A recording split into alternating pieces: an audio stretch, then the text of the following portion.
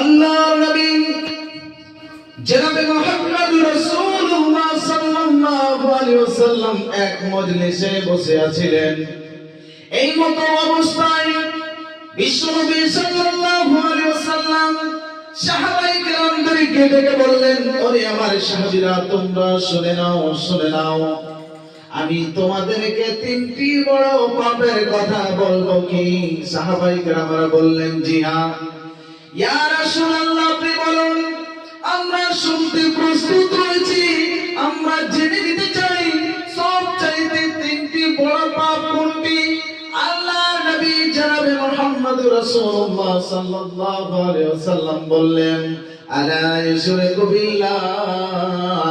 আল্লাহর নবী বললেন, ওরে আমার সাহাবীরা রে, আল্লাহর নিকটে সবচাইতে বড় অপরাধ হচ্ছে, সবচাইতে বড় পাপ হচ্ছে আল্লাহর সাথে শিরক করা, আল্লাহর সাথে কাউকে জড়িত করা, আল্লাহর সাথে কাউকে শরীক করা। এটাই হচ্ছে আল্লাহর কাছে সবচাইতে বড় অপরাধ। দুই নম্বরে আল্লাহ রাব্বুল আলামিনের নবী জনাবে মুহাম্মদুর রাসূলুল্লাহ সাল্লাল্লাহু আলাইহি ওয়াসাল্লাম বললেন, ওরে আমার সাহাবীরা রে, তোমরা শুনে নাও, দুই নম্বরে আল্লাহর নিকটে সবচাইতে বড় পাপ হলো পিতামাতার অবাধ্য আলা ইশরিকু বিল্লাহ ওয়া উকুকুল ওয়ালিদাইন, পিতামাতার অবাধ্য হওয়া। তিন নম্বরে বিশ্বনবীজি বললেন, ওরে আমার সাহাবীরা রে, তিন নম্বর হলো মিথ্যা সাক্ষী প্রদান করা।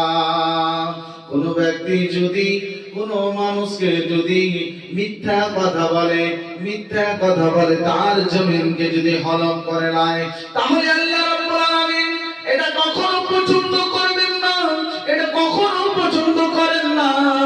এই জন্য আল্লাহর নবী তিন নম্বরে বললেন, মিথ্যা সাক্ষী প্রদানকারী, তোমরা কোথাও কাউকে মিথ্যা কথা বলিও না, মিথ্যা সাক্ষী দিও না। মিথ্যা সাক্ষী দিয়ে মানুষকে, আজ অনেক মানুষকে জেলের মধ্যে রেখে দেওয়া হয়েছে। ও দুনিয়ার মানুষ কিন্তু অনেক অভিশাপ করেছে, মানুষ কিন্তু এই যে মিথ্যা কথা বলে মানুষের জমিনকে হলফ করে নিয়েছে, মানুষের টাকা পয়সাকে হলফ করে নিয়েছে।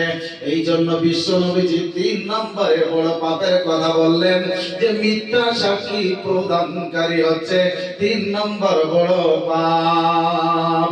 ভাইরা আমার, বন্ধুরে আমার, আমরা কাউকে মিথ্যা কথা বলবো না, কাউরের দিক থেকে আমরা মিথ্যা সাক্ষী